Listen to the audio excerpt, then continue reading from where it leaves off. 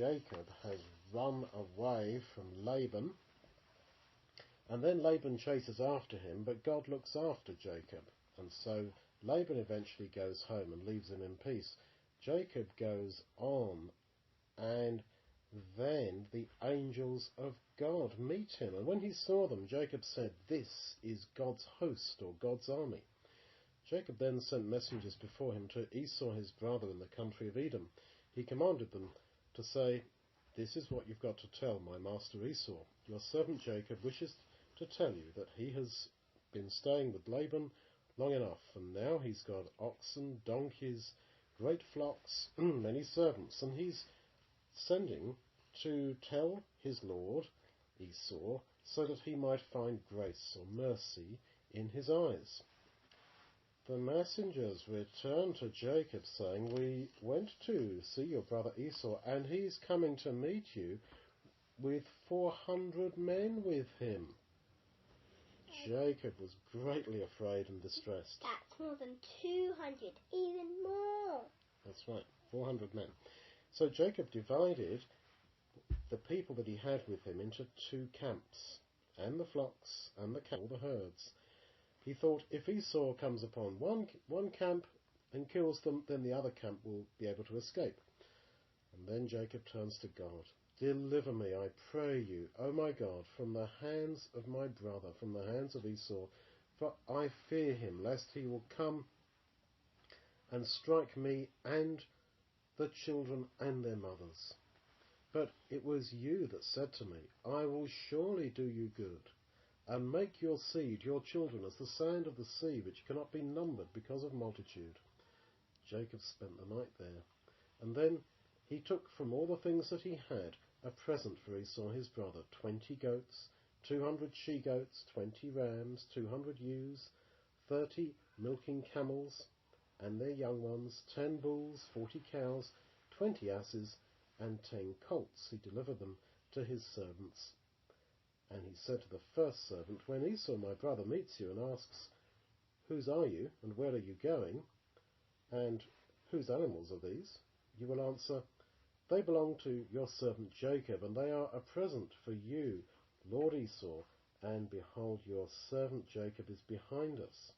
Jacob gave the same order to the second servant and to the third one. And he told them, "This is how you will speak to Esau." Jacob was thinking, "I will try to make peace with him with the present that I'm sending ahead of me, and later I will see his face. Maybe he will accept me." So the men left with the presents, and Jacob spent that night in the camp. During the night, Jacob rose up and took his 2 wives and his 2 female servants, together with his 11 sons, and passed over the river Jabbok. He sent them over the river with everything he had. Then Jacob was left alone. All night long he wrestled with an angel.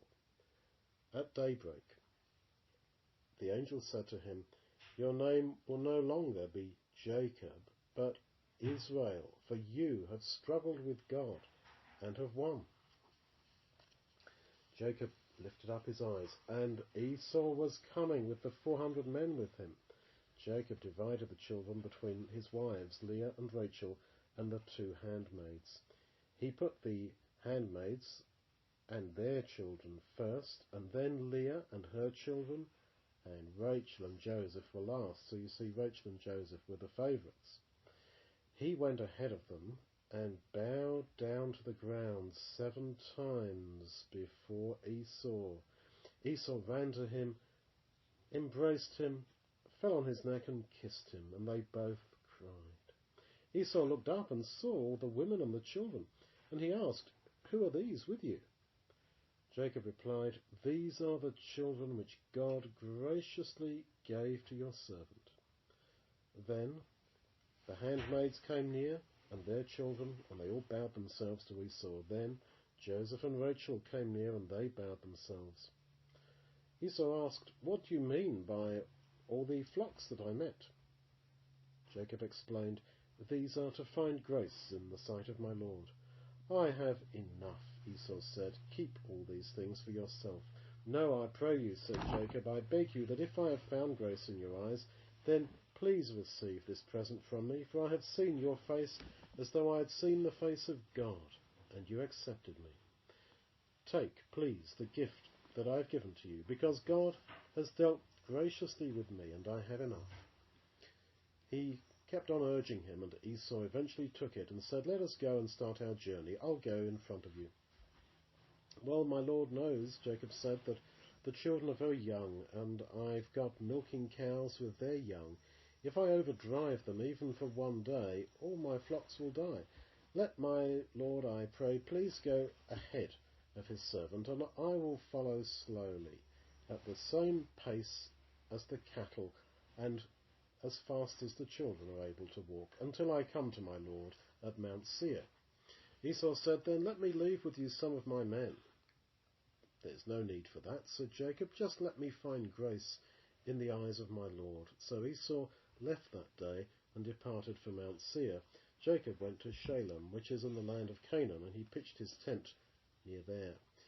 And he bought a parcel of land, where he spread his tent for 100 pieces of money, and he built an altar and called it El Elohi Israel. Now, God had promised that Jacob and Abraham and Isaac would inherit all that land forever. But Jacob had to buy some land. And yet God will fulfill his promises to Jacob.